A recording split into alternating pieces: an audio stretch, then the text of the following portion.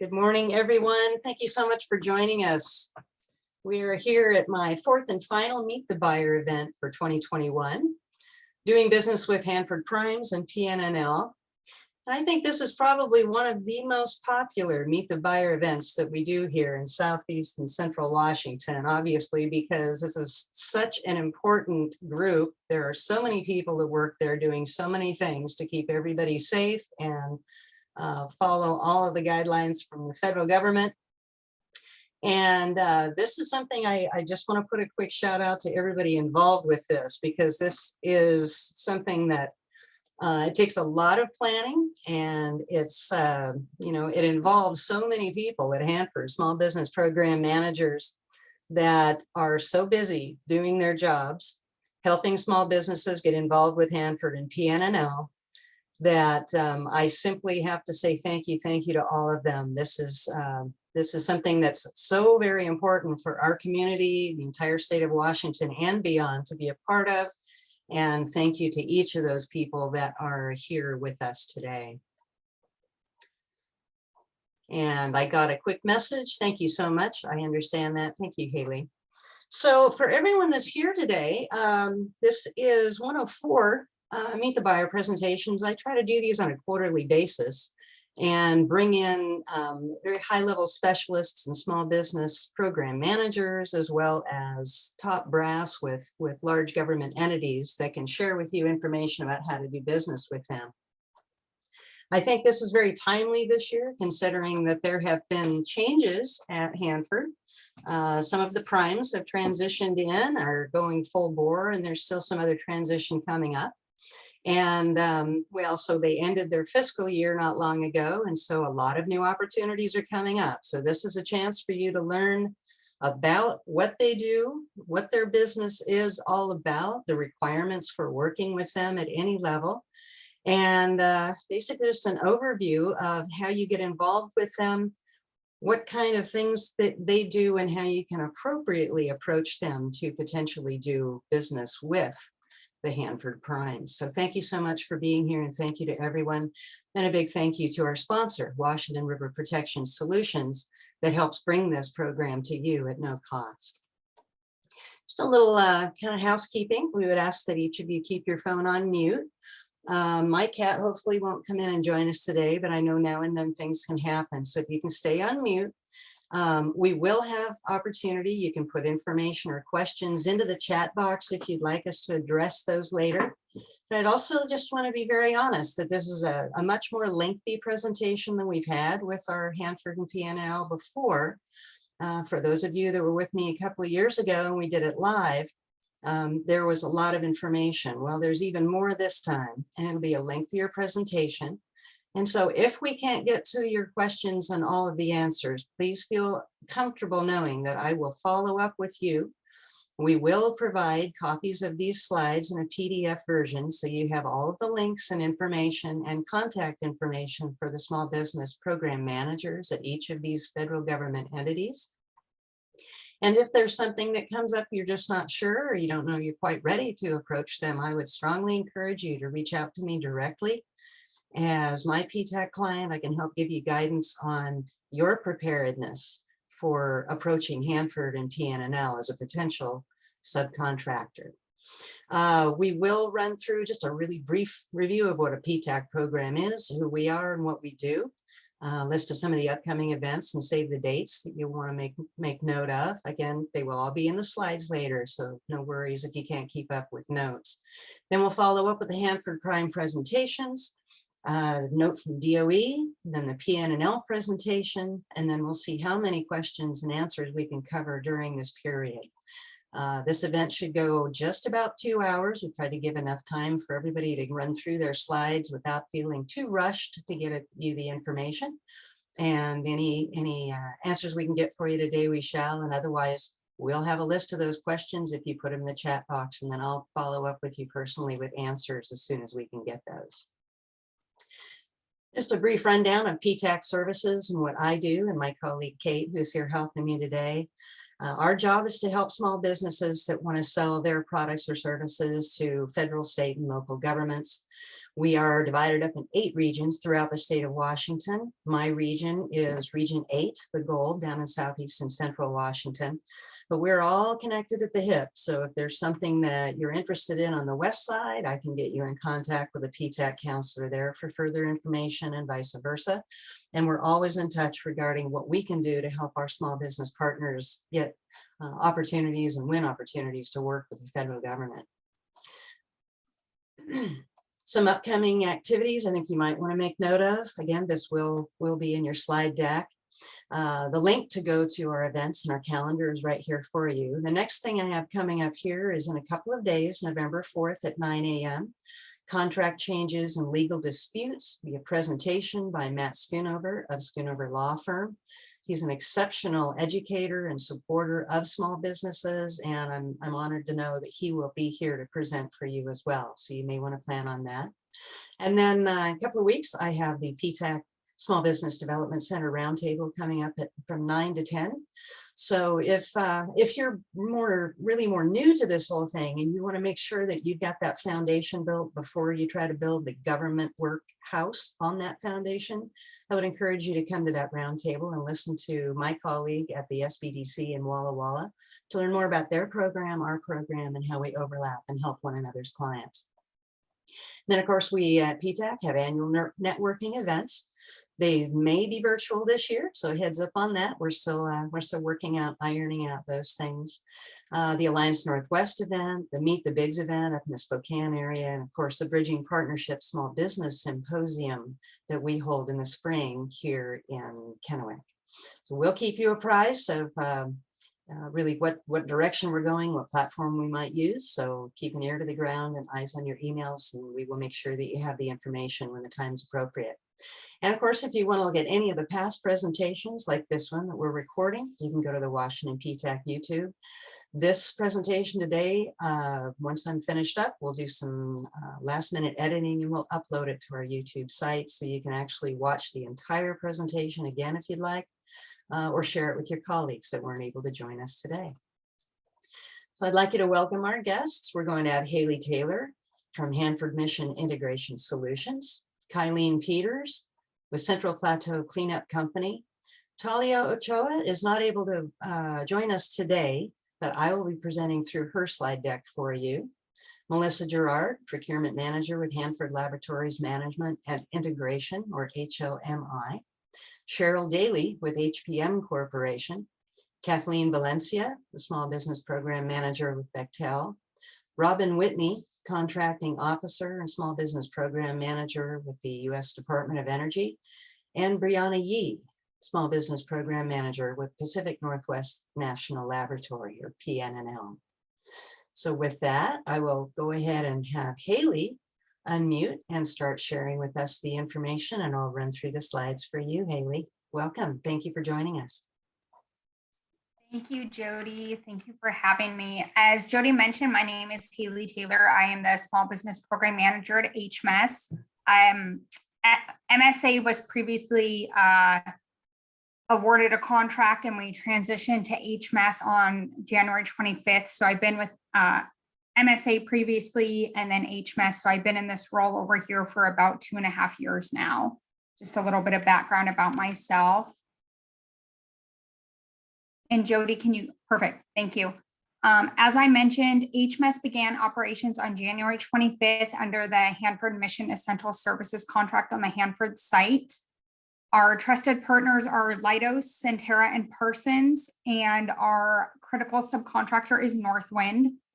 We offer solutions through mission integration, and we are committed to introducing innovations and efficiencies to ensure safety, deliver site integration, streamline processes, and deliver cost savings. One thing about HMIS that you may not be familiar with is we are known as the site integrator. So really, if you think about the primes on the Hanford site as a whole, we like to refer to ourselves as kind of a mini village or a mini city. So anything that it truly would take to run a city as far as, roads, water, sewer, electricity, IT, phones, any of that is all ran and under the HMIS prime contract. So we really are the integrator between us and the other prime contractors on the Hanford site. We are responsible for providing adequate and reliable water as well. Jody, can you go back one slide real quick? Thank you. The road maintenance, information technology, safeguards and security. So under safeguards and security, we do have the Hanford Patrol and Hanford Fire as well. Site-wide safety standards, training, and countless more integration services and deliverables across the Hanford site. Next slide. So as my role as the small business program manager at HMIS, my job is to advocate for small business use as much as I can and help any small businesses with the following information, any sort of one-on-one meetings. Right now, it's all virtual. Our group for contracts, unofficially, we've been, in a permanent telecommuting posture since spring of 2020. I don't think that that's going to go away anytime soon. So for now, anytime I meet with you, it would just be virtually. Typically, we use Teams over here, not so much Zooms. I'm available for any sort of vendor presentations that you guys need to present to any sort of higher managers at HMIS or any specific groups that you're trying to target. I can definitely set up those meetings for you guys. I review and approve all the small business subcontracting plans, or if there's not a subcontracting plan and a waiver's been granted, I do approve those as well with the contract specialist. I maintain a database of potential suppliers. Whenever you guys send me capability statements or line cards, I keep those. I kind of have like a giant Rolodex that's available to all of our buyers that just kind of goes by category. So if they're looking for a group that can audit or a group that can provide bottled water or safety equipment, they can just look and see what we have. I also assist with market research. So when the statements of work are developed by the field and the BTRs, I am asked a lot of times, do I know of any vendors? Can I help? A lot of times I'll reach out to Jody. She's a great point of contact for me. Other, PTAC counselors are always a great resource as well for you guys. If you're, not local to this area. And then I also search in the small business dynamics search, do a lot of that off NAICS codes, Google, anything like that. So I just highly encourage, if you guys have a capability statement or a line card, if I don't have one, or if you've recently updated yours, if your point of contacts have changed, please send me a new one. I work kind of as a liaison to the other Hanford contractors. I am an active member of the Hanford Small Business Council. I think that will be touched on later today, so I won't go into too many details on that. And then I help the suppliers and vendors direct your marketing efforts to HMIS procurement and then HMIS projects. So again, just really forwarding on those capability statements to other points of contact at our company that may be more familiar with the type of work that's needed or the type of work that you guys do. And then I gather and report all small business subcontracting achievements to DOE, which includes monthly small business statistics, and then also those ESRS reports that are required. Next slide. Again, my information is on this slide. I work on Monday through Thursday from 6 a.m. Pacific Standard Time to 4:30 Pacific Standard Time schedule. That phone number is the small business office, which is just me, the only one that is in our small business office. But that number, since I am home, will forward to my cell phone. So if you guys did have an emergency or something and you needed to get a hold of me, just know that, I am available after hours. That number will reach my cell phone. Next slide, please.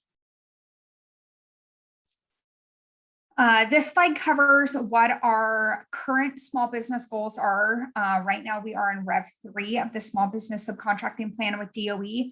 So of the dollars allocated to the HMIS prime contract right now, 55% we have committed to subcontracting out to small business. Of that amount, 8% for small disadvantaged business. With that being said, HMIS does not have an 8A goal.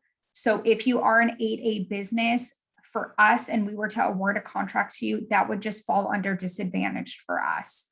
We have a women-owned small business goal of 8%, hub zone 4%, veteran-owned small business is 5%, and then service-disabled veteran-owned small business is 4%.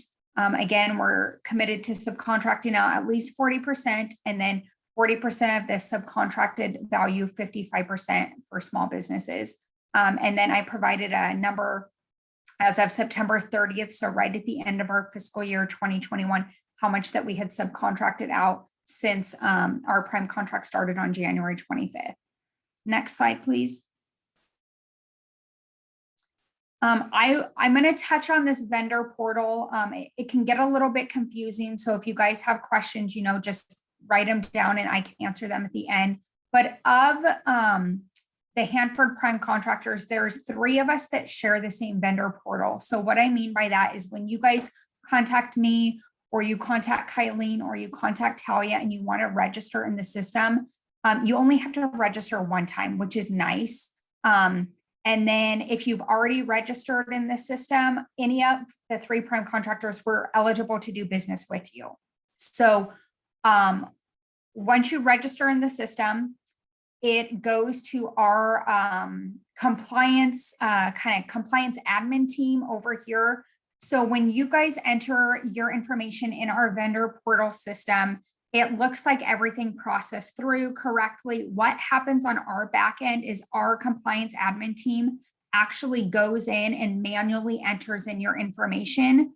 And then it sits in a profile and it kind of sets in pending status until you've been issued an award. Pending doesn't mean anything. It doesn't mean you're not eligible for an award. It's just kind of how we know in our system, have you been awarded a contract or not?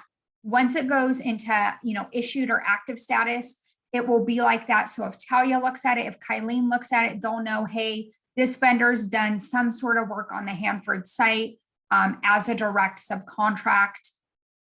We just ask that when you are registering in the portal, we know that, a lot of times there's changeovers with companies. And also I know that, SAM, you have to register in SAM every 12 months. So I highly encourage you that when you are registering in our system and you're updating your SAM yearly, just to go into our system and make sure everything's accurate, make sure it's accurate.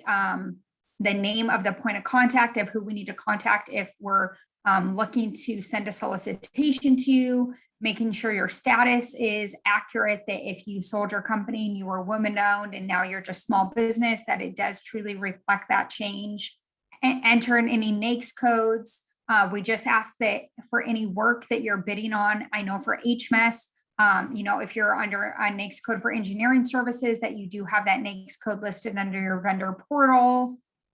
And then our system doesn't allow you to register from a phone or a tablet at this time, and you do have to be using Internet Explorer. Next slide, please, Jody.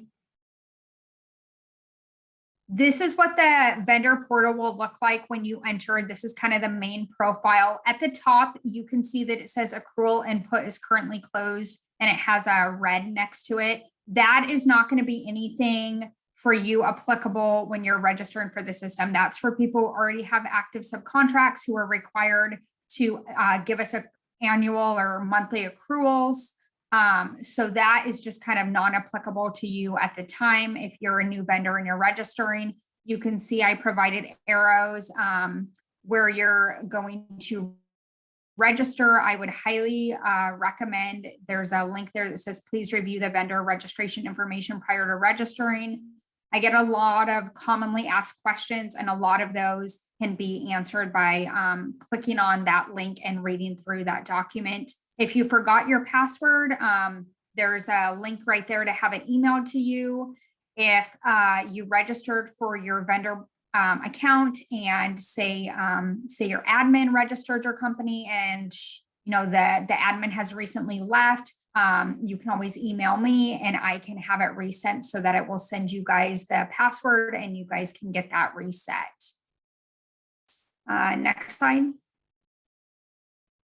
And then just tips for the Hanford vendor portal. I've kind of already went over this, but just really make sure you're updating that vendor profile. It makes the award process go a lot quicker. Also helps contain any errors that we might get when we're, trying to award a subcontract. Just make sure those changes are accurate names, phone numbers, email addresses, NAICS codes. Ensure that you have registered to the NAICS code listed in the solicitation by adding that in your vendor profile. If your size standard has changed, large or small, ensure your profile in the portal is reflective of these changes. Also remember, if you do have an active subcontract with us and your name changes or your company was bought out, to please notify your contract specialist. They will need to know that information. In some cases, they have to modify the subcontract or do a novation. So that's always helpful because they're not going to go in and check the portal unless they've been notified by you. So please, just keep your contract specialist in the loop if you do have any changes to your subcontract. The most important thing is to make sure that all your information is up to date. And if you need help with the vendor portal, I've provided a link at the bottom.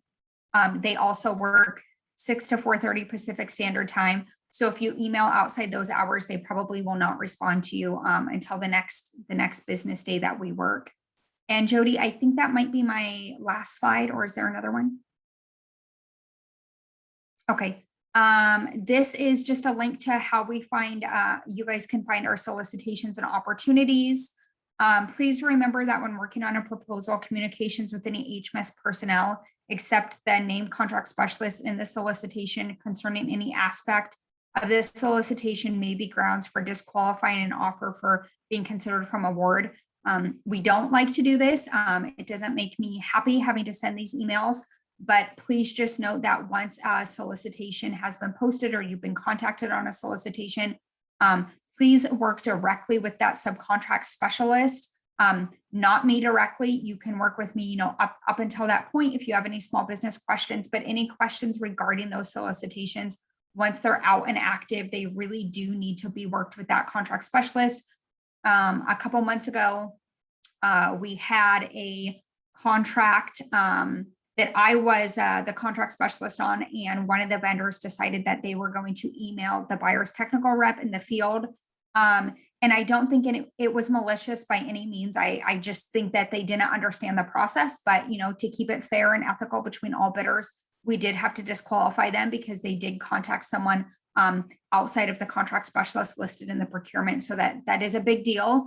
We don't like to see that happen, but we do try to keep our the highest level of integrity that we can over here. So just make sure that if you are working on the proposal, or anyone in your team in your company is really not contacting anyone except that named contract specialist. If you're unaware, if you guys are working on a bid and you're unaware who the contract specialist is, it's always listed on the front page. If you do need to know who the contract specialist is because for some reason it wasn't listed, you can always email me and I can let you know who that contract specialist is so you can contact them with any questions.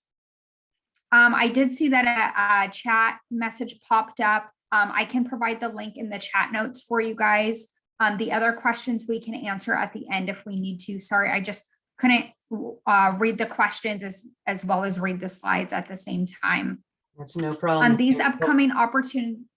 I'll just make sure they will get all the links later too.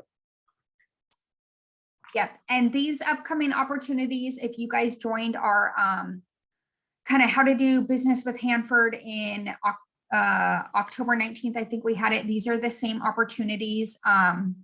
So they're listed on the slide. I won't go through all of them. You guys can read them. And then if you have specific questions on any of them, you guys can definitely reach out to me. Some of them we've had on here, for a couple months, we're still processing it.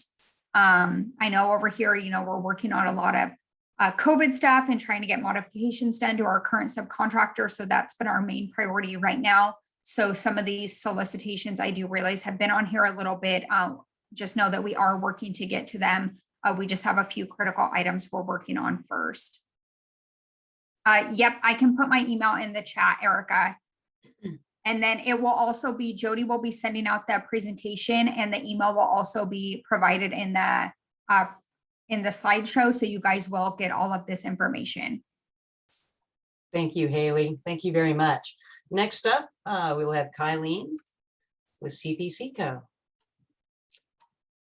Good morning. Are you able to hear me? Absolutely. Thanks, Kylene. Hi. Hey, Haley, thank you very much. That was an awesome presentation. You took a lot to get that ready and to let people know what we do. Thank you very much. So on their first one, we were previously, CPCCo was previously CH2M Hill Plateau Remediation Company. We were awarded this new contract January 25th, 2021 for $10 billion for 10 years. Our basic mission is for facility D4 waste and site remediation, soil and groundwater remediation, waste retrieval, treatment, storage, and disposal, RCRA, CERCLA decision documents. From January 25th to September 30th of 2021, we processed approximately $398 million in contracts. For fiscal year 22, we're scheduled right now at $1.033 billion. So we have some great opportunities. Go ahead and go to the next slide. Our main initiative is off the river in 5, that'd be 5 years. Completing the outer area in 5 years. Risk reduction. We got PFP completed as far as demolition and cleanup, and then accelerated waste dispositioning. Go to the next slide. Catch up on my notes. So CPCCo consists of 3 leading nuclear industry companies, Momentum, Fluor, and Adkins. We are the single largest and most experienced nuclear end state delivery team assembled to date. We have 63 years at Hanford. The next slide. Central Plateau Cleanup Company is the prime contractor for the safe environmental cleanup of Central Plateau at the Hanford site. We provide site operations, facility D4, which is deactivation, decommissioning, decontamination, and demolition, wastewater site removal, soil and groundwater, waste retrieval, treatment, storage, and disposal, and once again, RCRA, CERCLA decision documents. In our next slide. Within our technical approach, CPCCo is focused on reducing site risk and liability and shrinking overall life cycle costs and schedule for the region. Our expanded vision for this safety and risk reduction is increasing the remediation schedule and keeping costs down. Next slide. Plateau Risk Elimination Program has been a proven method to time phase activities and optimize the schedule during the execution. We will partner with DOE to finalize an accelerated cleanup plan, reduce long-term liability, and make the master IDIQ contract the vehicle for success. And that's one of the main differences between the CHPRC contract and this one, is that we are an IDIQ with a master contract, and task orders are awarded to that master agreement. Next slide. So these are our small business subcontract goals. From 125 to 9/30/21, like I stated, we had $398 million in contracts, and $88.6 million of those were contracted out to small and large businesses, 67% of which was to small and socioeconomically identified businesses. Just a little bit of a rundown, our small business goals actually came out at 66.5%. Small disadvantaged businesses were at 20.1%, pretty proud of that one.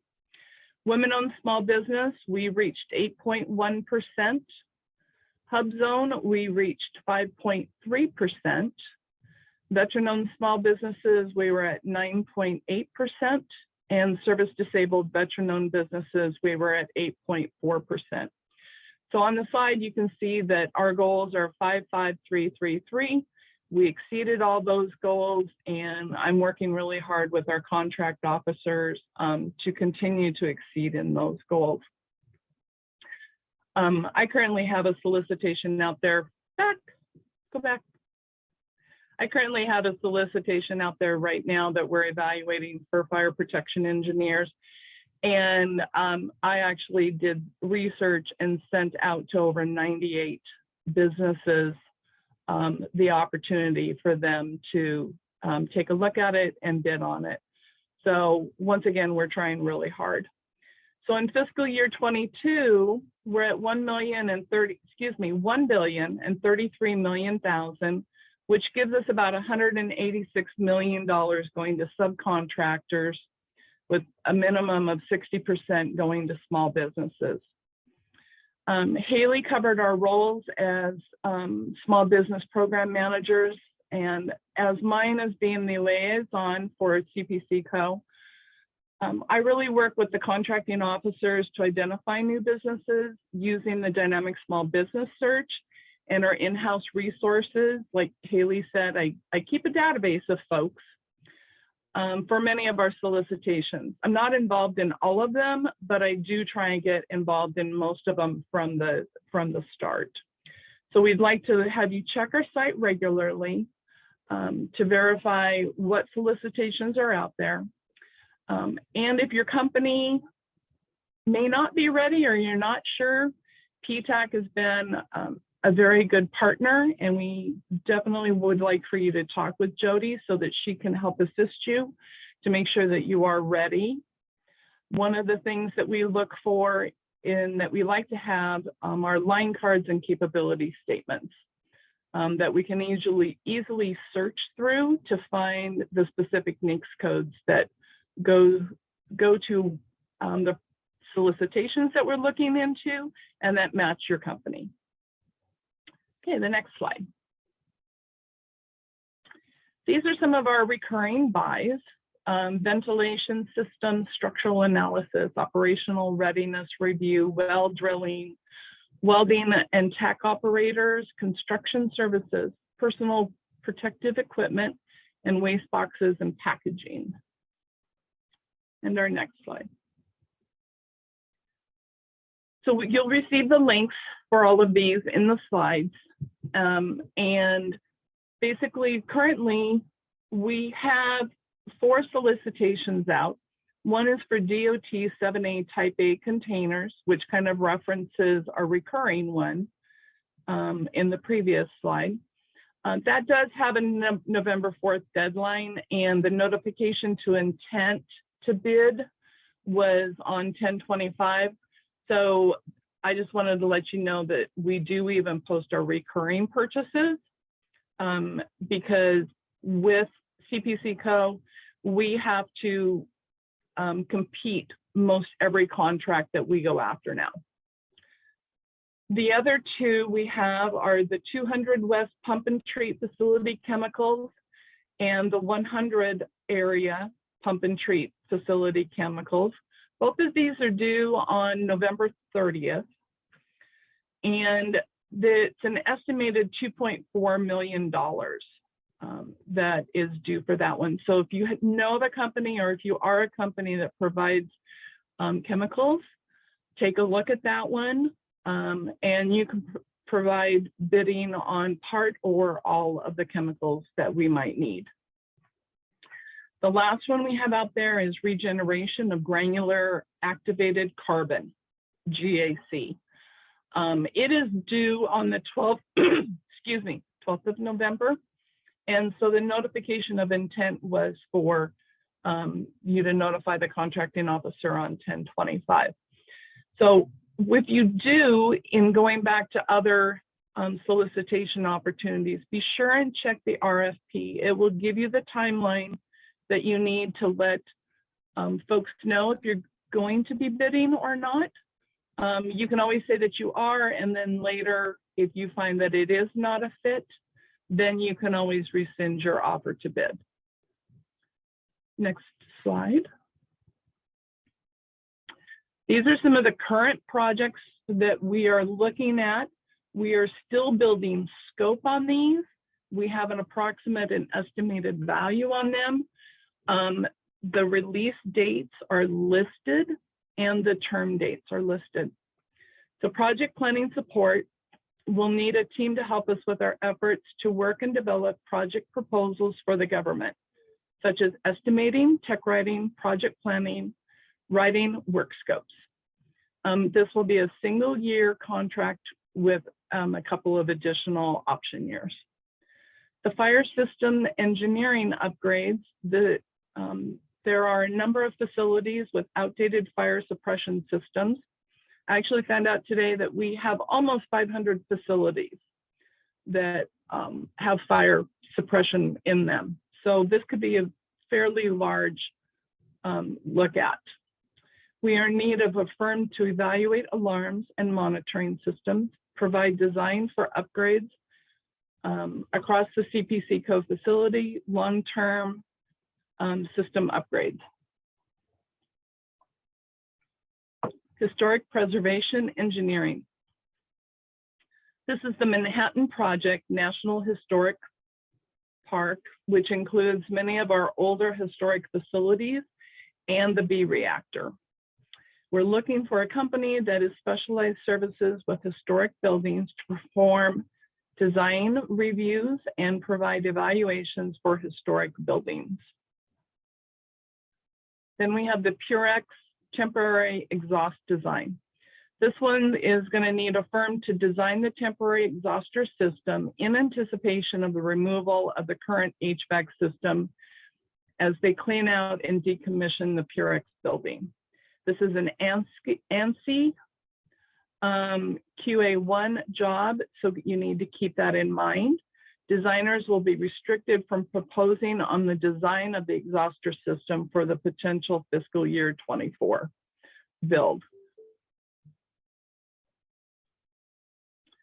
Geophysical data logging services is required to support the ongoing drilling, groundwater, and soil characterization efforts.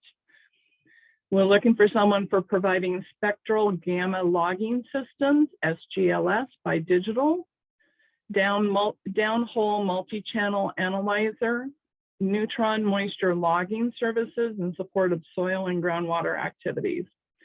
Additional logging services may include as needed based upon the support of the installation of our new RecRecircle AAA groundwater monitoring program. This one is currently a large business has it.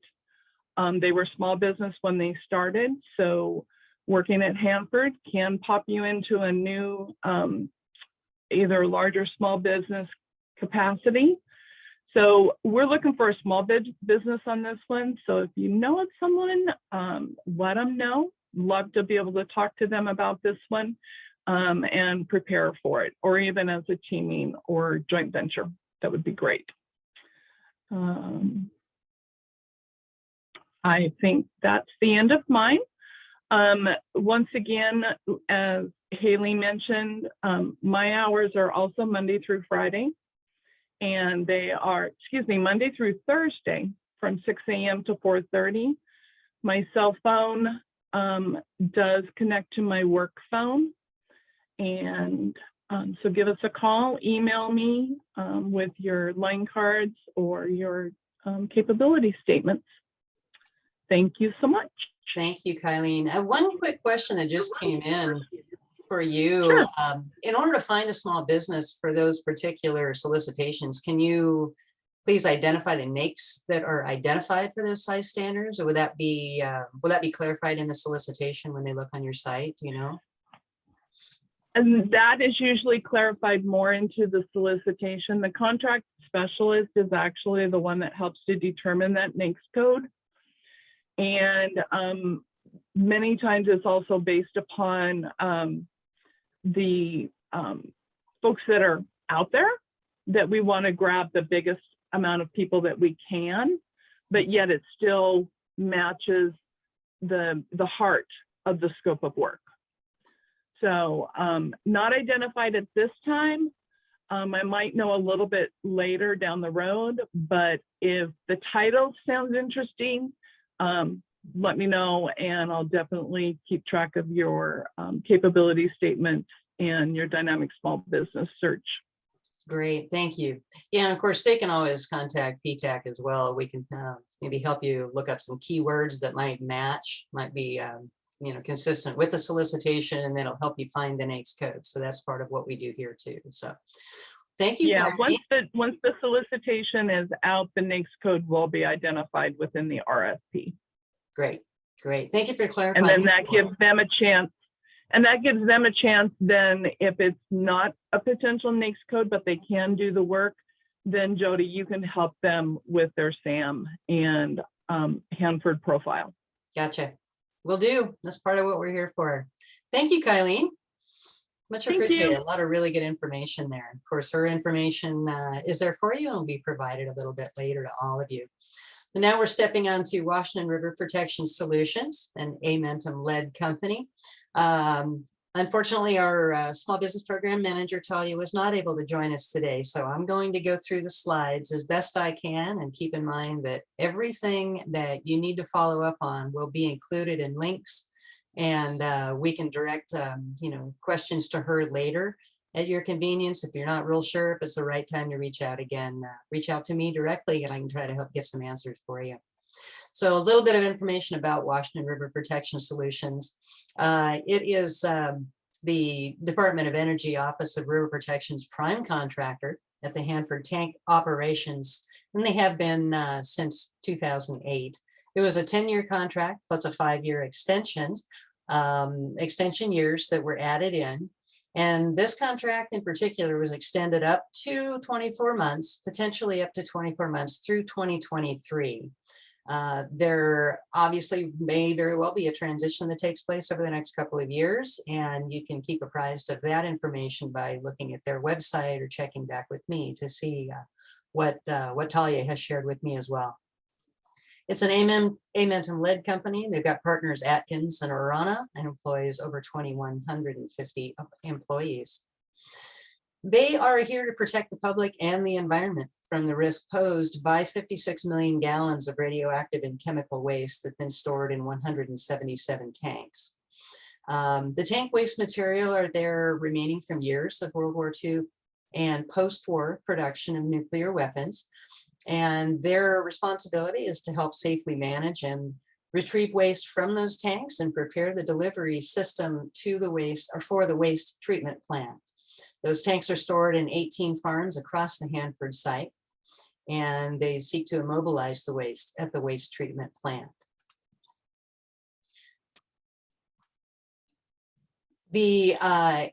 I'm just going to read through this, as some of this is a little over my head. Sorry, Talia isn't here, but they're going to complete the AX farm retrieval. They're maximizing the double shell tank space for safety as well.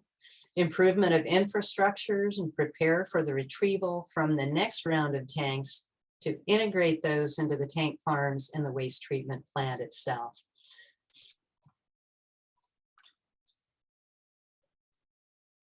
Talia is the Small Business Program Manager for WRPS. Her email is listed there. She serves as a liaison for the acquisition information, the vendor registration, buyer groups that want to be affiliated with WRPS. She provides counseling, guidance, and referrals to vendors. Again, that depends on your preparedness for working with them. When you think you're at that point, double check with me, make sure you've got your capability statement and everything ready, and then we can look at some potential introductions and referrals to vendors. It's there to help ensure that the small businesses are provided maximum opportunity to compete for the subcontracted opportunities.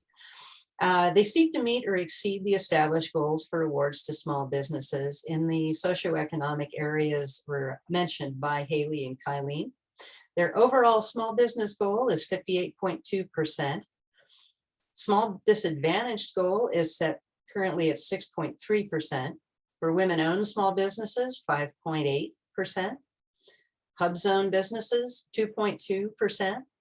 Veteran-owned, 1.3%. And service disabled veteran owned set for 1.3. And of note, as of fiscal year 2021, WRPS has awarded a total of over $2.4 billion in subcontracts. And of that, 1,563,000,000 or 65%, 65.1% of those has been to small businesses. So again, very, very well connected and very determined to help small businesses be involved in the work they do at Hanford. Procurement services, which is part of what Talia is connected to, it's part of the WRPS integrated supply chain. And they seek to consistently acquire the highest quality and best value of construction services and products there. It is a competitive price situation. Not everything, from my understanding, it doesn't always go to the lowest price. It goes to the best value, depending on what you have to offer and what the cost to the company may be. So they really like to do that at competitive prices in a timely manner by qualified suppliers and subcontractors. And there are some items that their quality level work that may require some quality assurance clauses. So keep that in mind if you're working in construction area. Their work is backed by a sound contract that reflects safety, quality, and environment standards. These standards are legally enforceable, and they include appropriate flow down prime contract requirements. They are the only department, the role of procurement services, the only department in WRPS who can commit funds by awarding contracts. So again, please don't misunderstand and think you can reach out to someone else that may be affiliated. You always need to go through procurement services, and we strongly recommend you get in contact directly with Talia for guidance so that you don't even mistakenly go to the wrong individual for any guidance. Subcontracting opportunities, pretty basic. I can let you read through that when I send the slides out to you, but these are some of the things: some commercial grade item dedication services, lab services, industrial and safety, pumps, valves, piping, flanges, software, a number of different opportunities. So you want to make sure that you look at all the posted solicitations and check it regularly on their webpage, which is listed for you here. That link will be provided to you after our presentation. To find the opportunities, again, you go to the link, hanford.gov/TOCPMM. You can find out really who they are, what they do, some small business information, events that may be coming up. Take a look at their current RFPs and RFIs, expression of interests, and the subcontractor information, including the terms and conditions, procedures, documents, and forms that will be required. It's very, very important that you become familiar with the procedures and you read the terms and conditions prior to submitting a proposal. There is no shortcut. If you're not sure how to do this, reach out to PTAC. If there's anything that I cannot clarify for you, I'll put you in touch with the people that can help clarify it to the best of their ability. You make sure that you review the structure and templates, because only complete and accurately submitted bids will be accepted. If any portion of that proposal or response to their solicitation is incomplete, or if it's provided in a different template structure, that will result in automatic disqualification. So again, do your homework, follow their guidance, answer accurately and completely, and double check yourself to be sure you're ready before you send that in. Haley did cover this for you. There's a shared vendor database for those 3 entities. So make sure that you understand once you're registered there, you're fine for those 3, but you will want to review the other prime contractors' sites to be sure that you're on their vendor registration site correctly and completely. Again, only Internet Explorer allows you to do it. No smartphone, no tablet will go through. If you're having any challenges with the registration for your company, you can email Contract Support Service Help Desk at the link provided here. Talia works very similar hours to those that reported earlier in their presentation. So if you want to reach out to her directly, her email is provided there. And if she's very busy too, if you're, again, not sure if you're ready to get in touch with her, you want a little additional guidance, please feel free to reach out to me directly and I will do that for you. So now we will go forward with HLMI with Melissa Gerard, Procurement Manager at Hanford Laboratory Management and Integration. Can you hear me? I can. Hi, Melissa. Thanks for joining Hi. us. Well, thank you for putting this on and having me. And thanks to all the other small business gals. They've done a great job with each of their slides and giving you guys the lowdown on registration and what the Small Business Council will do. Minor clarification, they're talking about the three that use the system. We represent the fourth. It's kind of like the Tri-Cities, but we forgot about West Richland. So here I am, I'm like West Richland. We're the newest prime contractor on site, Hanford Laboratory Management and Integration. It's a partnership between two small businesses, Navarro Research and Engineering, Inc. and Advanced Technologies and Laboratories International, with a critical subcontractor, Amentum. I know you guys have seen that name before. They're partnered on a couple of the other primes. HLMI's managing partner, Navarro, is one of the largest and most successful award-winning small businesses working in the DOE complex. They've got several other DOE contracts. I believe they've got one other prime. They've got systems and processes, significant experience managing large, complex projects. They have a strong technical background. They've been in business for, I believe it's over 20 years, small woman-owned business technically. And has lots of experience in the DOE government world, different contractor clients in the complex. ATL is no stranger to the site. They were one of the original contractors that ran the operations at the labs. And so they've been around for a while. It's a wholly owned subsidiary of Plan Systems International, PSI, which is another award-winning small business that brings lots of innovative science and technology solutions. Again, our primary mission is running the lab, doing a lot of the sample analysis, characterizing tank waste, that nature. The ATL has 25 years of Hanford experience and 30 years providing radiological laboratory services, which includes over 11 years providing effective analytical services at the labs. Again, they were the original contractor that won the operations, and I think they re-won it the second time when it was put out by DOE. So again, a strong commitment to the site. And of course, Amentum has been selected as our critical sub based on its outstanding extensive experience in engineering, nuclear operations, facility maintenance, including work that they've done over the years on the team with WRPS at the labs. And clearly, you've heard their name before in other teams, so they've clearly got a lot of investment and experience at the Hanford site. Next slide, please, Jody. And again, what we do, the labs is very vintage. It began operations back in 1951. It was the process control laboratory for the redox plutonium separations plant. The laboratory has undergone a series of upgrades and expansions, including a hot cell addition in '94 and reconstruction of the exhaust ventilation system in 2004. Very critical when you're running certain analytical operations out there.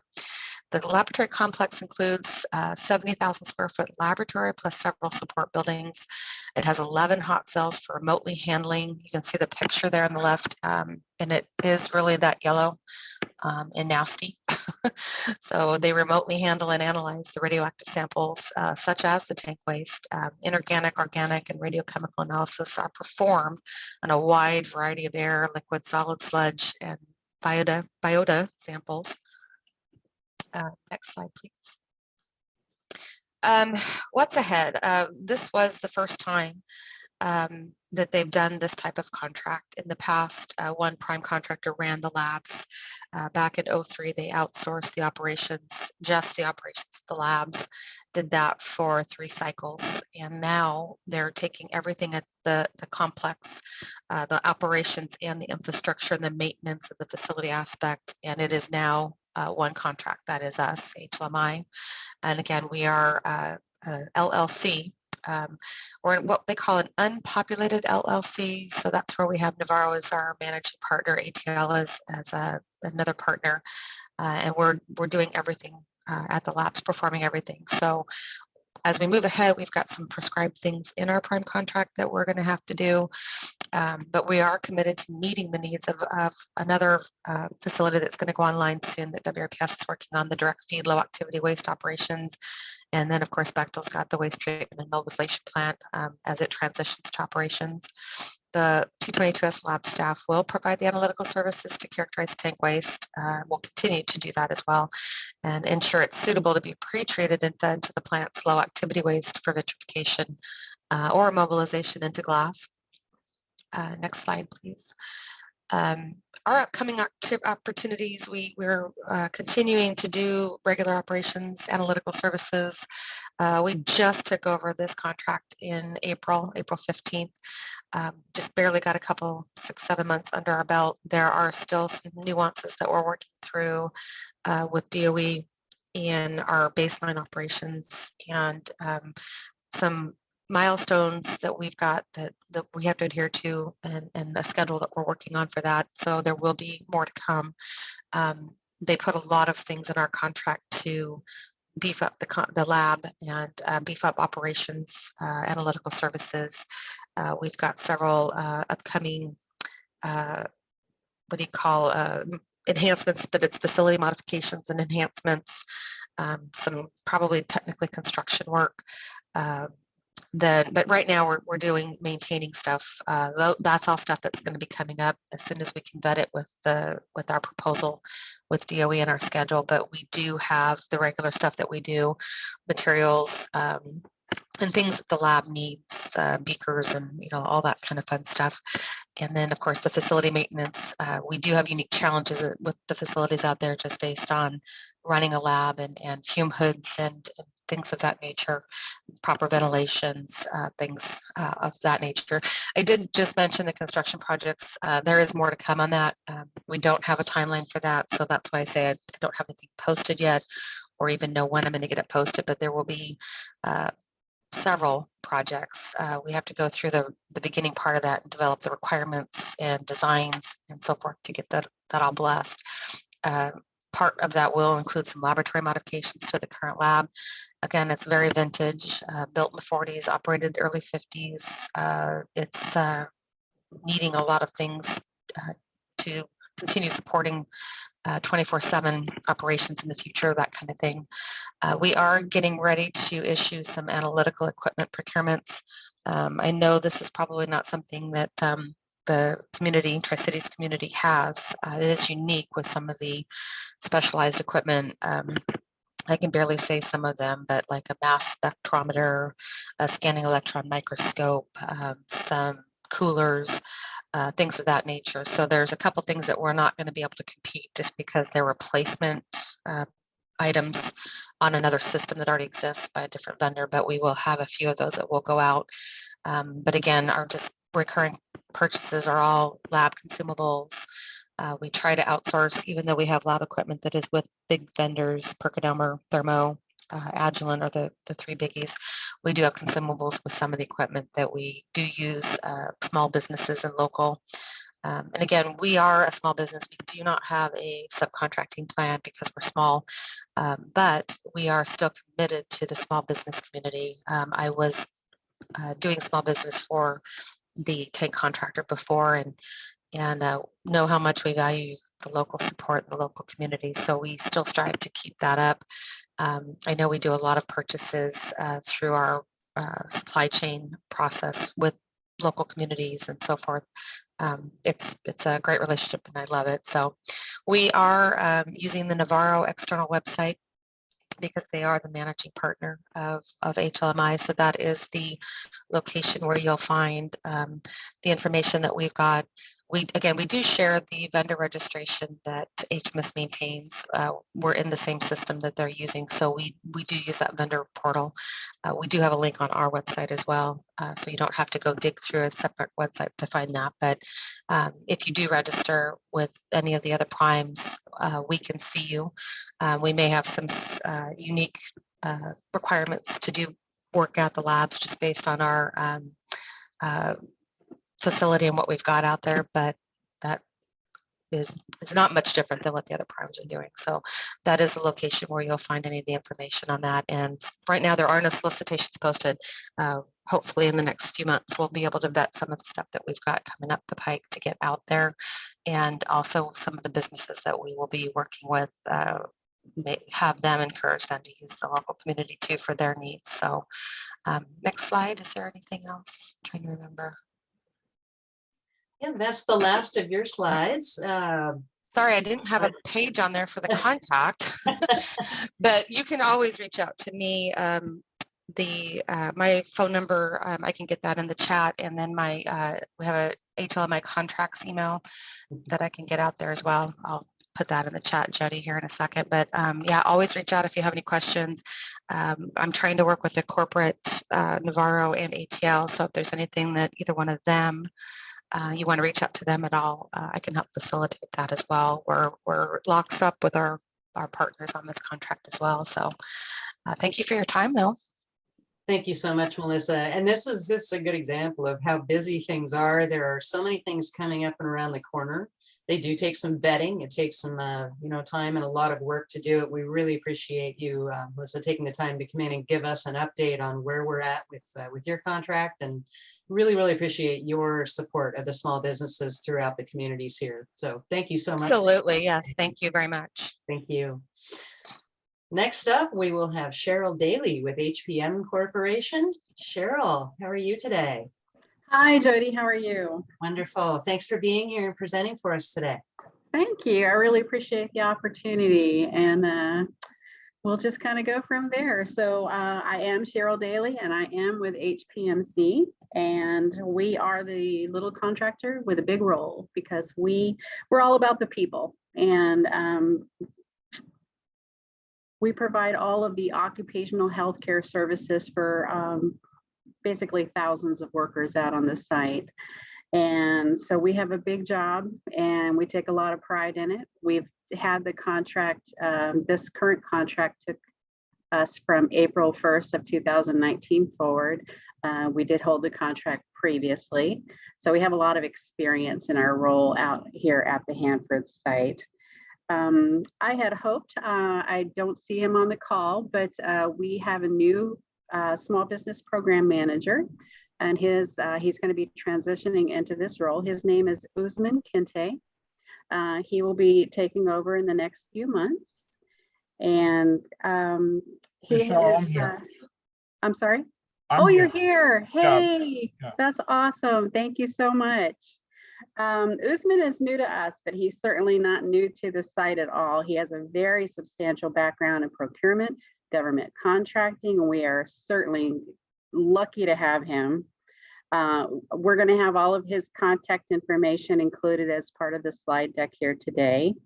And so, if you have an opportunity that you'd like to reach out to Usman and introduce yourself, please feel free to do that. And at this time, I would like for Usman to help us out and talk about some of the services and goods that are needed by a thriving occupational health care clinic. Good morning, everybody. Thanks, Cheryl. Yeah, I've just been listening.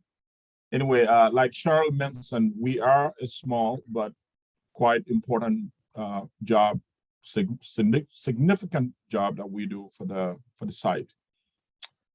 We do the occupational medicine, behavioral sciences, physical therapy, getting back to work for everybody on Hanford, but WTP. So the medical component of our contract, while it's not compared to a hospital or a big facility, but we do a lot of medical services and medical equipment services and all other services that we provide. A lot of those goes along with equipment maintenance, calibrations,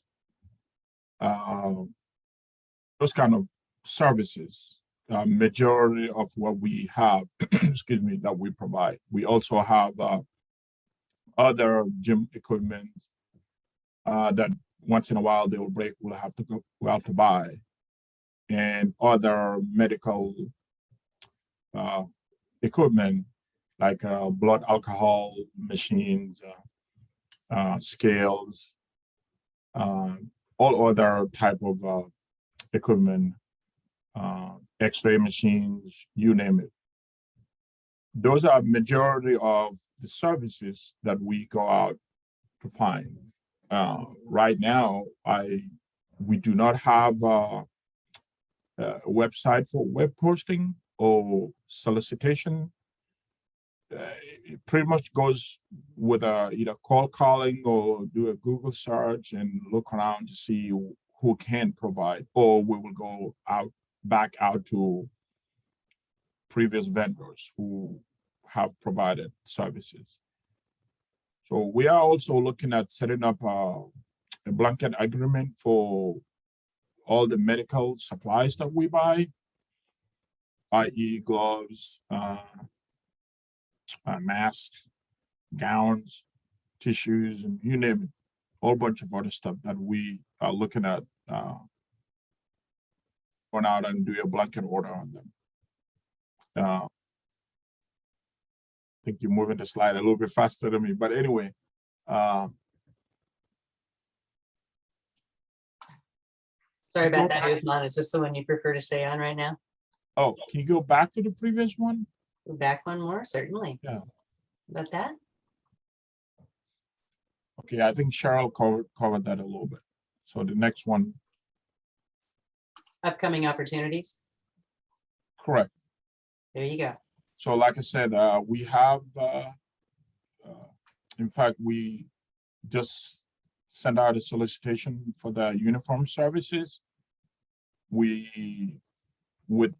the smaller facility, we have about 7 to 10 providers and nurses. Majority of the nurses are the COVID nurses. So we're setting up, getting a lab coat for them. So that RFP is out on the street. Of course, with that kind of a scope, there's only few companies who can provide lab coat rentals. And then we also have various equipment maintenances and calibrations and services. And so those are upcoming. One of them we have is, we have the bat machines. The gym, we have a smaller component of the gym that people who needs to get back to work, Hanford Fire, Hanford Patrol, those kind of guys would have to get their physicals and all that in order to get back to work. So those equipment are going to be needing maintenances and calibrations. What we are also doing is setting up this contract to mirror our prime contract, which is a base year plus 3 option years going out to 2025. And again, like I said, we're looking at setting up a blanket order agreement for all our medical supplies, the PPEs and all whatnot. That way we can just go out. Right now, the way it's pretty much functioning is, but that has a lot to do with the specific items that we're buying related to the COVID-19 testing, COVID-19 program in general. So we tend to go to companies like Medline, the McKessons and all. However, the intent is to set up a BOA to include all the medical supplies. So a lot of you folks on the line, small businesses and all that, we may reach out to you to see if we can get that set up. Oxygen supplies is part of our program. And like I said, the gym uses a little bit of linen supplies for towels and floor mats and those kind of things. And we are also working on setting up a waste disposal, like needles and any medical waste that just cannot be thrown in the regular garbage. So we're setting that up.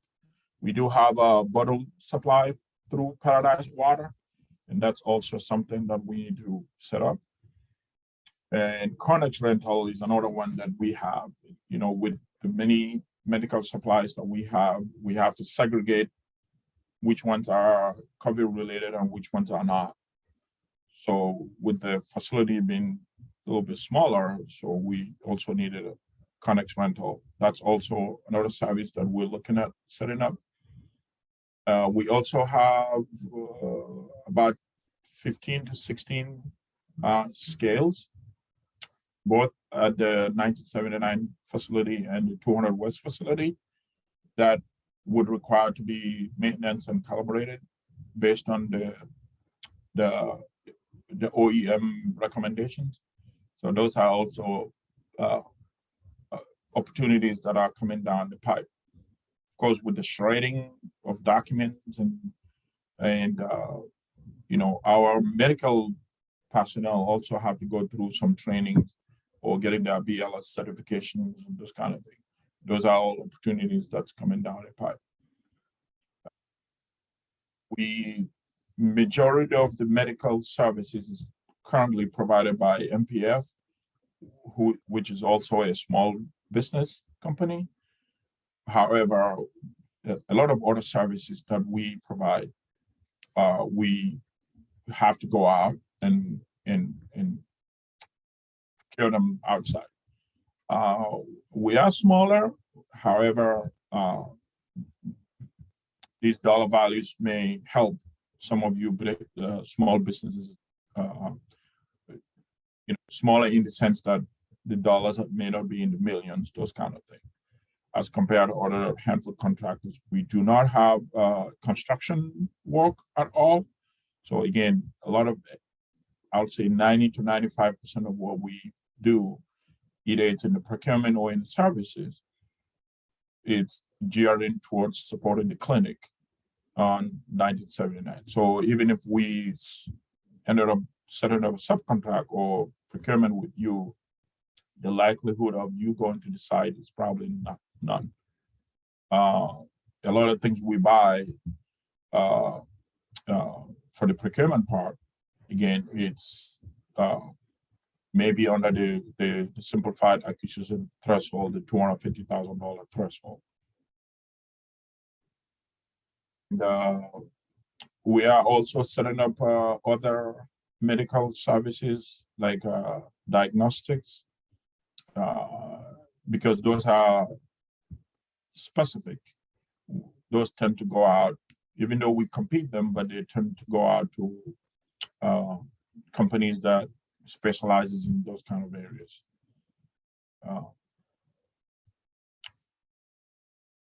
We also have opportunities that are coming up for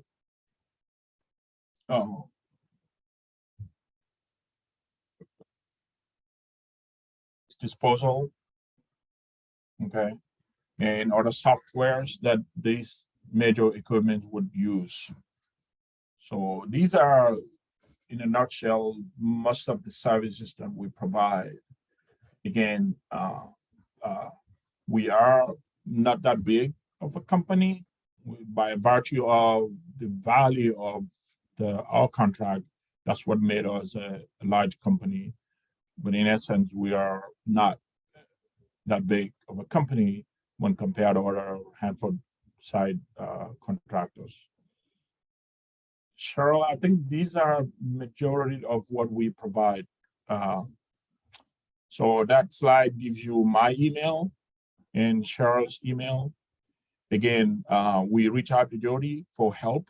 And if you think you have something coming up that you can't see, seems to get hold of myself or Cheryl, or you don't see yourself on any of the lists, reach out to Jody and she'll let us know something that fits your line card or your specialty. And yeah, I think that slide just gives you the key people that we have on now. So Lori Miller is our she's over on the corporate side. Then you have Teresa Underwood. She's also our prime contract manager, acting as the business and contracts compliance manager. Then you have myself, and then Claire is our subcontract administrator. slide, unless that's the last one. And that's the last one for HPMC. Thank you, Usman. It's great that you could share that information with us, and Cheryl as well. Thank you for your time today and being here to let everyone know who you are, what you do, and how to contact them, and hopefully find some small business opportunities. And I will just point out, I do have a very good relationship with all of them. And over the last couple of years, they've reached out to me when they were looking for small businesses, whether it might, that be veteran owned or women owned. They are very determined to bring in small businesses where they can. And they've been kind enough to reach out to me to get lists of those of you that are my clients that might be able to meet those requirements. So we're always well connected and happy to help our clients out there as well. So thank you, Cheryl. Thank you, Usman. And we will move on now to Bechtel with Katie Valencia. Good morning. Good morning. I'm Katie Valencia, and I am the Small Business Program Manager here for Bechtel at the WTP. I've been in this role now for about 5 months. Previously, you might have worked with Bill Cover or Karen Names. All right, so as most of you are aware, us Hanford site workers are involved in an environmental cleanup project of immense proportions. The plutonium production process generated billions of gallons of liquid waste and millions of tons of solid waste that is now being cleaned up. The VIT plant plays a major role in the radioactive waste cleanup effort at Hanford. It will safely process millions of gallons of radioactive liquid waste that reside in the underground tank. So the process in which this will be accomplished by is known as vitrification. This process mixes waste from the underground tanks with glass forming materials in our high temperature melters. Our mission is to deliver a waste treatment plant that will safely process Hanford tank waste in accordance with the Department of Energy requirements. So currently at the WTP, plant commissioning is fully underway. Recently, the plant management team accepted the last direct feed DFLAW system handover package from the low activity waste facility completion team, which also signified that all startup testing is complete. And this also included the mechanical handling systems to support Melter 1 heat up.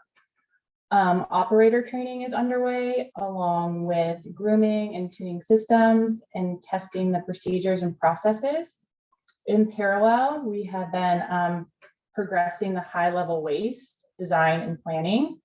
In fiscal year 2021, we completed 10 system designs. And exciting times are ahead here at the WTP. Our primary focus is on the journey to melter heat up. And as you can see in the image on the slide, the first major step is the loss of power test. And this actually took place over this last weekend, which is a huge accomplishment. We will continue to build on these completions as we go forward with water runs and then melter heat up. Melter heat up 1 is scheduled for the beginning of this calendar year. And we will also continue to progress the system design reviews for HLW. In addition, we plan to restart a few targeted procurements in 2022 and 2023 for HLW. And we will also continue the long-term preservation and maintenance of the high-level waste facility and the pre-treatment facility, along with our warehouses. Next slide. Okay, so our WT small business subcontracting goals. Bechtel is committed to meeting or exceeding our established goals for awards to small businesses. And you'll see here the socioeconomic categories along with our goal. So our overall small business goal is 40.4%. For small disadvantaged business, our goal is 3.5%. Women owned is 4%. Hub zone is 1.6%. Veteran owned is 5%. And then service disabled veteran owned is 0.15%. Fiscal year 2021 was a good year for small businesses here at the WTP. Our funded value to small business concerns was 61.2% compared to our goal of 40.4%. And our procurement actions transactions to small businesses was 55.4%. And then since award through September 2021, the end of the fiscal year, BNI has awarded a total of $1.8 billion to small businesses. Also here on this slide, you will see the small business, my email address. So if you have any questions or you'd like to get in touch with me, please use this email. And I'm on the 9/80 schedule. So I work every other Friday. And then next slide. Thank you. So in regards to our upcoming business opportunities, here is a list of the ones that are coming due in the next 90 to 120 days. Due to the current phase we're in as a project, the vast majority are for general service type subcontracts. So you'll see electrical, HVAC, civil site work. I won't go through them all, but the majority of them are for services. However, the last two on the list are for procurements. The communication equipment, tape backup, the test lab hardware, and then the blank dummy HEPA filters. So if you're interested in any of those procurements, please use the link provided for the Hanford VIT plant website. If you're not seeing it listed on the website, please reach out to me, as some of these may already be out on the street or they just might not be listed. And also, to be considered for award at the WTP, you need to register with Bechtel as well. So this registration will allow you to learn more about Bechtel's supply chain requirements. And you must be registered in the database before you can submit interest on opportunities and be added to a bid list. So please keep that in mind. And if there's an opportunity you're interested in, please reach out to me and I will get you in touch with the appropriate procurement representative. If it hasn't been sent out yet for quote, I can get you registered if you aren't already and get you in contact with the appropriate contract specialist. And then I know the previous small business program managers have kind of touched on this, but I can't stress it enough. Please make sure you do read the whole RFP and do not leave anything out in your response. And then lastly, if you'd like to find out more, please visit our social media pages. We are on Twitter, Facebook, LinkedIn, YouTube, Flickr, and of course, as mentioned earlier, the HanfordVitPlant.com website is very useful. And that's all I got. Thank you, Kathleen. We do have one question that just came in. Are all of these forecasted opportunities set aside for small businesses, or do you know for sure yet? So not all of them are not all set aside for small businesses, no. Okay, thank So you. please let me know if you are interested in one, or send me your capability statement. And like I said, I can get you in touch with the appropriate procurement representative, and we can go through that. That's great. And it is, it's a good question because, so many of the things that we're trying to help our small business clients understand is the set aside and sole source and what that takes, the rule of two, things like this. We don't have time to run through those today, but that's something that we can talk about another time if someone would like to reach out to me directly to help understand. And like Kathleen says, they may not be set aside right now, but as you can see from that, the slide, a lot of these are TBD. These are coming around the bend in the next year or two. So who knows how that might transpire into opportunities for small businesses and perhaps set asides. We just don't know. Kathleen, thank you so much. Do you have anything else you want to add today? I'm good, thank you. All right, thank you so much. Really good information. And now we will have our representative from DOE. That will be Robin. And Robin, are you available to chat for a moment? I know you're kind of multitasking today.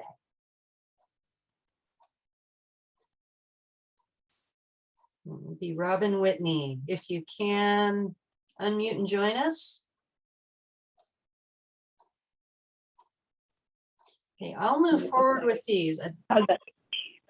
Jody, can you hear me? There we go. Yes, we can. Thank you. Okay. Okay. Sorry, I switched to my phone audio. Okay. So I'm Robin Whitney. We can go ahead and just jump right into the next slide. There's actually two small business program managers for the Hanford procurement division. Myself and Susan Hiller. Susan Hiller is new to the role, and we're working on separating out some duties Susan will be taking on more of the external engagement activities, while I'll be shifting my focus more to oversight and compliance. We'll both still be active in each side and backing each other up, so you can get in contact with either one of us. But our primary roles are really twofold. It's to support OSDBU and SBA in achieving all of the established small business goals, and also ensuring that procurement opportunities at Hanford are made available for maximum small business participation. As far as DOE direct awards, most of our funding is allocated to our prime contracts that have their small business subcontracting plan. But we do a number of direct awards to small businesses. We try to utilize small businesses as much as possible in those direct award opportunities. Our Hanford procurement opportunities, there's 4 links that I've provided on that slide. The first is the energy.gov website, and that link has links to each of the field offices. There's an expiring contract list, there's a forecast, there's various registration sites, so I encourage you to take a look there and really look through the information that's provided. The next is for GSA Advantage. I'm sure that most are familiar with that, but it's the federal government's largest e-commerce website. If we are making direct awards outside of the prime contracts, that is one of the first places that we will look to see if the product or service is available there. NASA SOUP is the enterprise-wide procurement solution for streamlined access to critical technology services and supplies. And the last link is the current acquisition website for EMCDC. And just wanted to note that it includes the newly posted Hanford Integrated Tank Disposition Contract opportunity. That was posted on October 21st, and offers are due by December 20th, 2021. So I encourage you to take a look out there for information related to that procurement.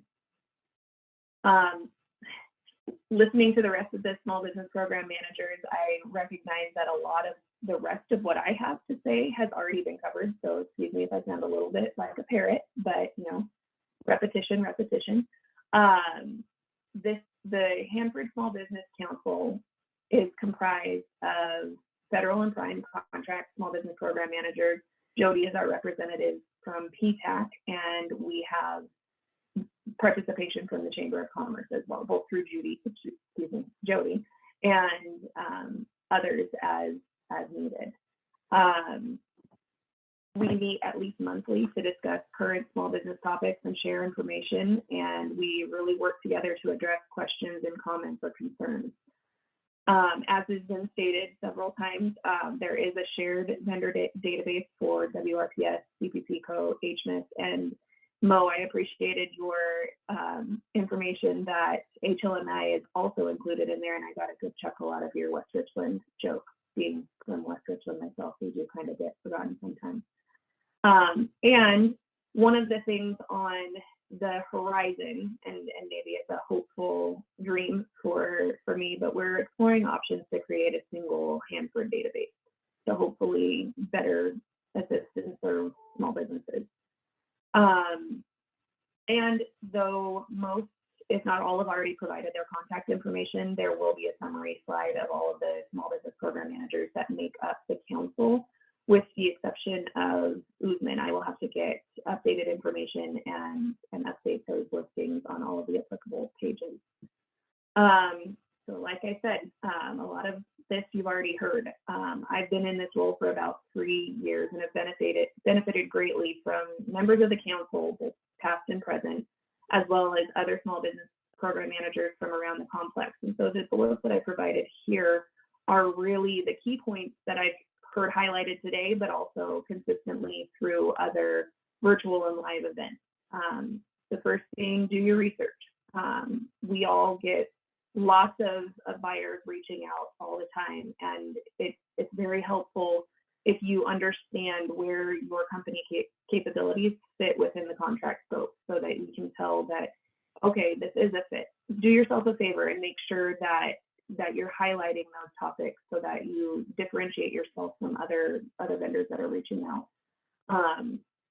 And also take a look at what's in their subcontracting plan to understand if that's already been identified. The more that you can show how you fit within the scope and the plan of that contract, the better off you'll be. And again, this is one that I've heard several times today, but read all of the RFPs very carefully. One of the best suggestions actually came from our ENCDC Small Business Program Manager that said, make a checklist of each, go through each of those sections in the proposals, make a checklist of everything that is requested or provided, get those due dates in there, make sure that all of those details, no matter how small, are captured so that you have the best chance of making it through that evaluation stage. And then check sam.gov and all of those different forecast links so that you are aware of upcoming opportunities and ready to take action. I know there's significant effort that's put into creating all of these proposals, and that takes time. So make sure you're up to date on all of those opportunities upcoming. And then the last bullet that I have on this slide is the Bridging Partnership Small Business Symposium. That's one of the other activities that this council does, is we work together to plan and execute this Small Business Symposium. It's looked a little different. We're still trying to sort out what it's going to look like moving forward, given COVID restrictions and what that might be. But that link goes to the Bridging Partnerships website, and it does currently have some useful information and information about the events, and then also small business participation in general. We can go to the next slide. And like I said, this is just a summary slide of the contact information and websites for each of our prime contracts. Thank you, Robin. Excellent summarization. I know that there's a lot of info. It does get repeated throughout because there's so many similarities. We appreciate Robin taking the time today because she is doing many things all at once. And again, we will make sure that you have this information. Right now, we'd like to move on and help you understand how to do business with PNNL. Brianna, are you there? I am, Jody. Thank you so much for having me, and thank you for putting on this really fantastic informational webinar today, and just the invitation to bring to you all, our industry partners, information on the Pacific Northwest National Laboratory and how you can partner with us to bring solutions to help meeting PNNL's mission to the procurement of goods and services. So as Jody mentioned, my name is Brianna Yee, and I am the Small Business Program Manager here at PNNL. I've been at the lab for about 14 years, and then I've been in this role for almost 5.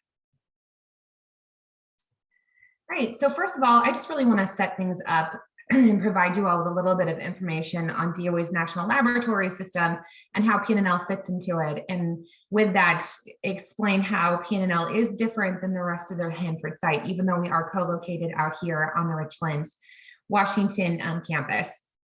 So DOE's system of national laboratories really grew out of the Manhattan Project, creating really an unprecedented science and technology capabilities that were required to design and build the first atomic bomb. Los Alamos, Oak Ridge, and then Hanford, which later evolved into PNNL, were created to meet this initial mission. And as DOE's mission evolved, so did the network of labs.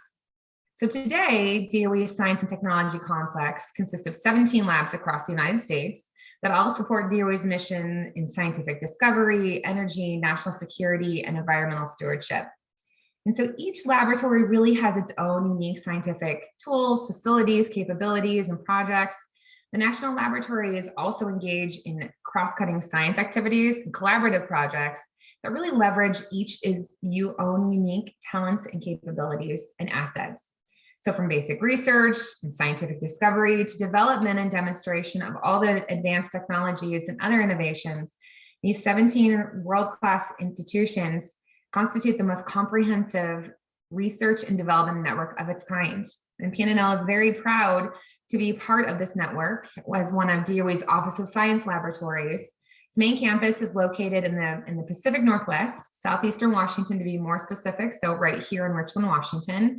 And we do have satellite campuses across the state of Washington, also into Oregon State and then throughout the country.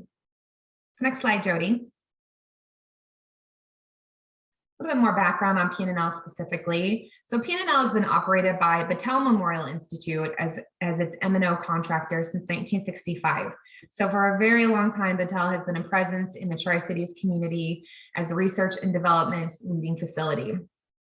So our prime contract with DOE, Bechtel's research just focuses mainly on 3 mission objectives. Number 1, scientific discovery. Number 2, energy resilience. And number 3, national security. The majority of PNNL's work is actually done in the national security sector for the nuclear smuggling and detection and program, and also a lot into cybersecurity. We have remote work site locations, again, as I said, throughout the country, but also throughout the world.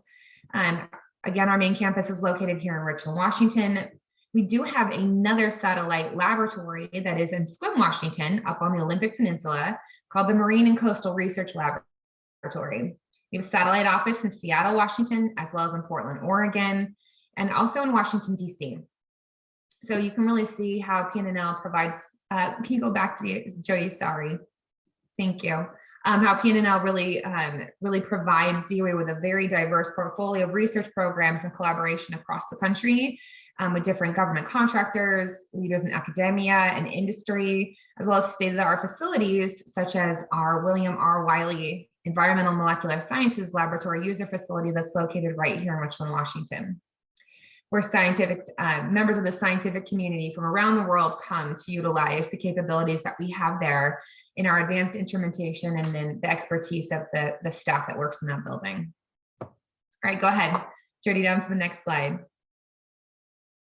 So these stats are from FY 2020. We did not have FY 2021 stats available for this presentation. So it hasn't changed entirely too much. It doesn't change from one year to the next too much. We have roughly about 5,000 staff members, again, throughout the world. A majority are stationed here at the Richland, Washington campus.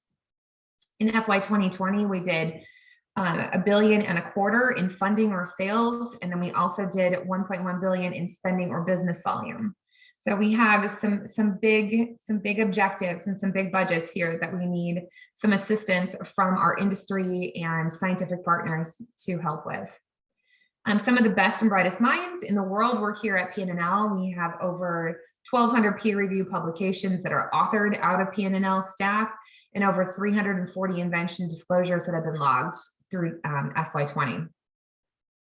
And this pie chart just kind of shows you how our staff or our FTEs are divided up by sponsors. So again, you can see how the majority of our staff work primarily on our national security and other related work, as well as in energy and environment research.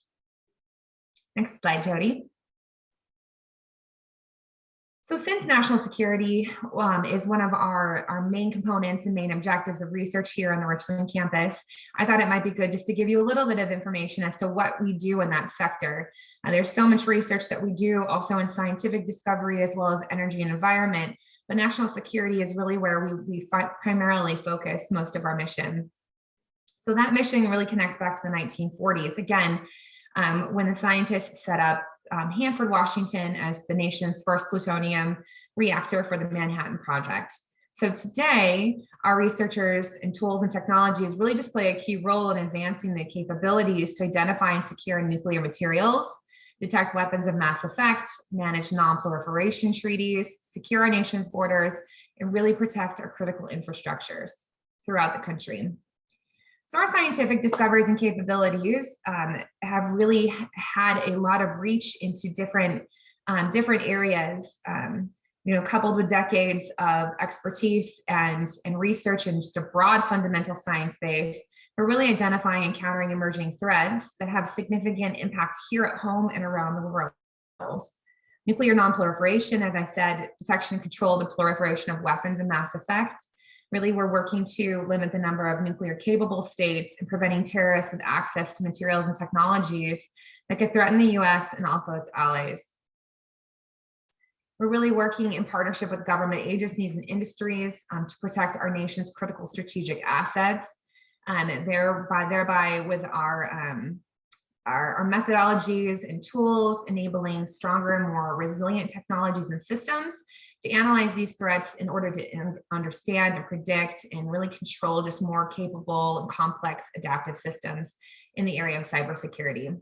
And then with systems engineering and deployment, you'll really see really the impacts in your own personal life of PNNL's research in this area. If you have flown through any airports throughout the country or the world, you'll see a photo of, down in the right-hand corner, a photo of the whole body scanner that's used at these airports to scan passengers for prohibited articles and materials prior to getting on a flight.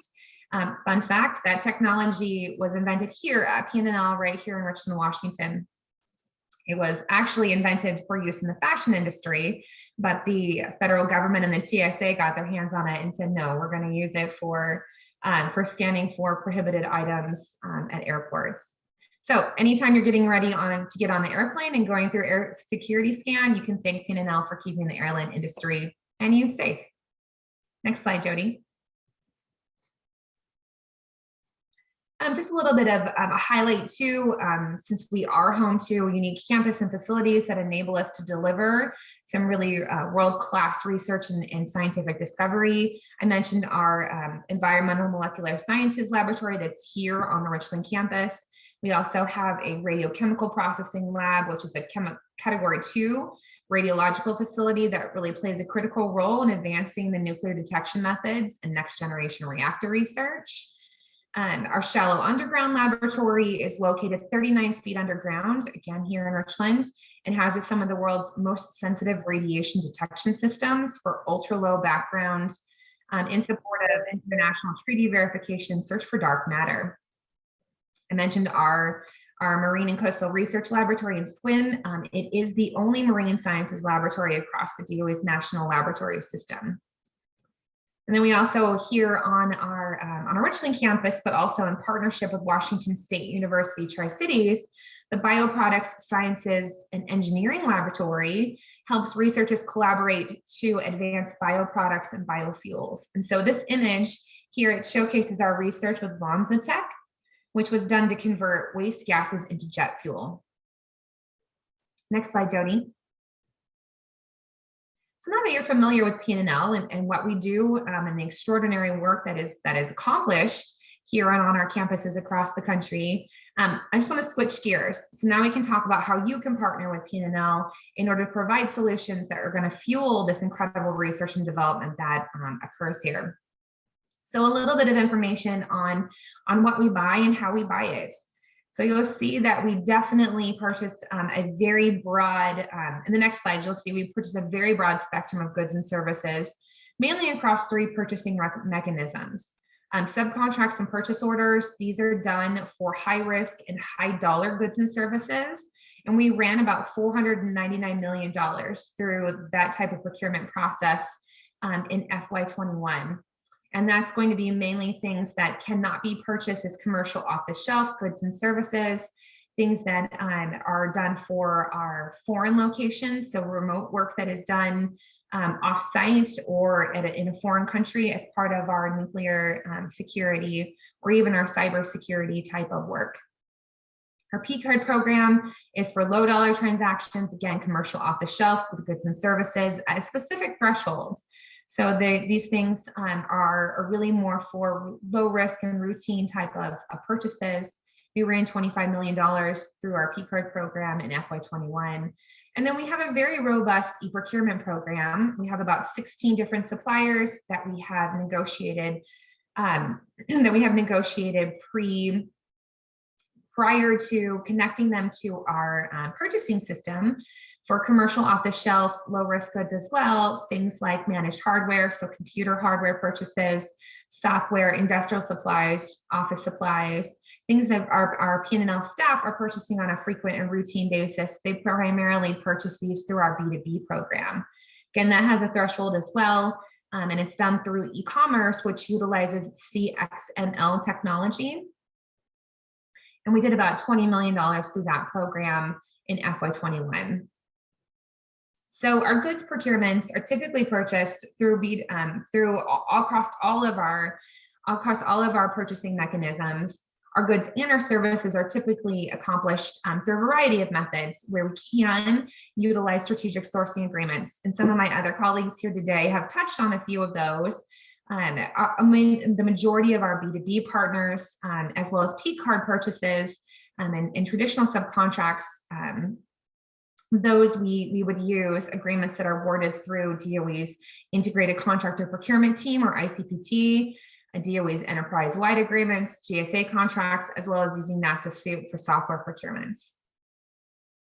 As you can see, there's some typical purchases that are listed here. I'm going to give you a little bit more detail, but for the entirety of what is eligible for subcontracting, so with the exclusions that we have, PNNL supports DOE's small business objectives by ensuring at least half of its eligible purchases are awarded to small and disadvantaged businesses. We obviously have small business goals that we're contractually obligated to meet each year, and we really work to the best of our abilities to meet these goals annually. So a little bit more information on that to come as well. Next slide, Jody. So to get a little bit more detailed as to what NAICS codes are purchased by PNNL frequently, I wanted to just provide this pie chart. As you can see, a lot of our dollars are spent with subcontracting to colleges, universities, for other research and development programs. Another big chunk of the money that we spend is in the NAICS code for science and technical consulting services. And as you'll see too, the rest of the pie chart is made up mainly of services, with a little bit on analytical laboratory instrument manufacturing. So with that would be the purchase of laboratory equipment and supplies for use in all of our labs across the campuses. Next slide, Jody. And then this gives you a little bit of insight, whereas into the goods categories that we purchased in FY21, since the majority of the NAICS codes that you saw were for services. So this gives a little bit of a breakdown as to what types of goods we are buying. And I hesitated to put this colorful of a pie chart up here because it really breaks it down into such minuscule, detailed categories. But I thought it was so important because people always wonder what PNNL buys. And a lot of the stuff that we're purchasing is a lot of one-off for the projects and the research that we're doing, but a lot of it still is going to be standard routine goods that we can still purchase from the small business community and resellers. Next slide, Jody. All right, just a little bit of more information about our accomplishments and our goals. So in FY21, our goal was to purchase 50%, as I mentioned, from small business. So this is our eligible subcontracting dollars. So minus any exclusions for things like foreign work. So we did a great job. We did a fantastic job, but we worked really hard to do set-asides, single sources, and do competitive procurements wherever we could that were set aside for small businesses, and sole sources to small businesses, again, with focusing too on our strategic sourcing agreements with small business resellers. We will continue to have goals that are as challenging and as strategic as this, not only in small business, but also with small disadvantaged business, women-owned, hub zone, veteran-owned, and service-disabled veteran-owned into FY22. And I'm assuming that our goals, which have not been passed down to us yet, will be similar and or even more challenging. So that's where we really need help from the small business community, particularly in the areas of hub zone and service-disabled veteran-owned, and sometimes with the disadvantaged business. We do have a challenge in meeting our goals in those different areas. Next slide, Jody. All right, so some tips and to pique your excitement and satisfy it about how you can get started working with PNNL, and some things to do to start the process, as well as how to actually do business with us. So prior to doing work with PNNL, you should really take a few minutes to learn about PNNL. A lot of my colleagues have said the exact same thing today, but PNNL is so different than the rest of the Hanford site that it really would be advantageous of you to take the moment to look at PNNL, whether it's on our website or it's across our social media channels of Twitter, Instagram, Facebook, and just see what we're doing and how you can help us in our mission. become familiar with our prime contract with DOE for our contract scope requirements. That's going to help you be successful in knowing what things you can expect to see and be asked to do, as well as the different areas of scope that PNNL has been, that Bechtel has committed to DOE to complete at PNNL. You can reach out to me, PNNL Small Business Program Manager, with your capability statement or your line card, request a meeting. As many of my colleagues have mentioned, all meetings right now are virtual just due to COVID and the fact that we still are not, working in our offices and our space on campus. But I'm more than happy now with all this technology that we have all learned to use to do any sort of Teams or Zoom meeting that you might need. Register in our supplier portal. So PNNL again is different. If you can go back, Jody, yeah, thank you. PNNL is different where it has its own supplier database. We do have our own acquisition supplier portal. If you could register in that with your name, your contact information, keywords, NAICS codes that your company provides, goods and services for, as well as any socioeconomic information that you might want to provide that will help our contract specialists and myself look for interested and capable businesses that can fulfill goods and services needs that we have. And then if you are a large business, be sure to partner with a small business and know that all of your government contractors are going to be looking to fulfill categories in its small business goals as much as possible, and just to do the right thing and meet the objectives of DOE. Next slide, Joni. Another thing to just do that is important for us, become familiar with our requirements of vendor setup. We do require at this time a Dun & Bradstreet number. So when you are registering, not in the supplier portal, but if you are contacted by a contract specialist and providing a proposal, anticipate that a DUNS number will be required in order to do work with us. And that registration in SAM is also required as well, or you can expect to fill out a form that will still provide us with all the information that we would get out of your SAM accounts. One thing to make sure that you do routinely is to look at our solicitations website. We do post anything that is competitive, greater than expected to exceed $250,000 on our external solicitations website. This is actually a screenshot of the opportunities that were available and posted as of yesterday morning. So as you can see, there's not a lot. We do post some more work out on SAM's contract opportunities website as well. But the majority of our contract opportunities you're going to see as they come up. And we will put out RFIs as well, as we know when capabilities and projects are coming up where we want to look for sources sought as well. And so on that note, I do want to mention too that we have several construction projects that are coming up, big construction projects that are coming up on our Richland campus, as well as on the SWIM campus, and then across the country at our radiation portal monitoring project sites. We did host a Doing Business with PNNL webinar back in March of this year on the PNNL SWIM projects, and the slides and the recording of that is available on our small business program website. And we are planning to host a similar webinar in January of 2022 that's going to be focused on construction opportunities and providing education to contractors as to how to perform construction contracts here on the Richland campus. And then we are also looking for construction prime subcontractors at sites across the United States, at ports of entry into the US, for work at our RPMP sites as well. So if those are interesting to you, check out our website and look for those upcoming opportunities. Next slide, Jody. So resources and contacts. So some links here that are important to you.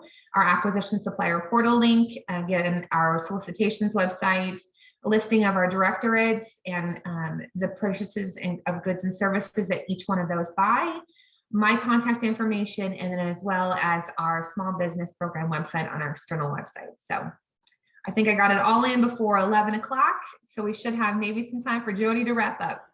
Thank you, Jody. Great job. Thank you, Brianna. That is a lot to go through. You got that down from a few presentations recently, I can tell. We appreciate that. And what I'm going to do now is I'm going to bounce forward so that you can keep this on your screen if you want to write those down. But remember, I will send all of this out to all of you in a PDF so that you have the links, the information, the websites, and everything. We do have just a few minutes, so if there's something pressing that you'd like to know, I know I did see a question come in. Tim Proctor, and this one was to everyone, but particularly this is HMIS. So Haley, you may want to address this. Tim had asked, given the rollback of Northwind scope to HMIS, what are your organization's plans for meeting the subcontracting goals? Is that something you can address today? Well, Tim, I thank you for the question. Unfortunately, I don't know a plan right now. I don't think, as far as no one has contacted me as far as our procurement managers to include me in that planning. So if I hear something and you reach back out to me, I can let you know. But as of right now, I don't think any decision's been made. All right. Thank you, Haley, for clarifying that. And Irene, there is a question if we can send out all the contacts and how to register or re-register. I will provide all of that information in the follow-up email to all of you. And of course, the information regarding the recording that we will post on our PTAC YouTube site. So if you feel like you want to go back and watch any portion of this to remind yourself what the additional information or answers to questions were, you will all get that information direct from me. Might take us a little bit to do some final editing, but you can count on that be posted on our PTAC YouTube site. If not by the end of the week, it will be there early next week. Any other questions coming up? I'll give you about one more minute if there's anything pressing. Otherwise, just count on me following up all of you to make sure you have this information.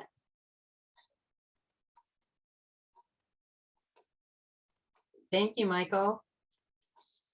Okay, well, I think they trust us to get everything out to them. I just want to reach out again to all of our presenters today. I know that it does take a lot to do this, especially with the final updates that you gave me within the last 24 to 48 hours to be sure that our attendees have the latest data and information.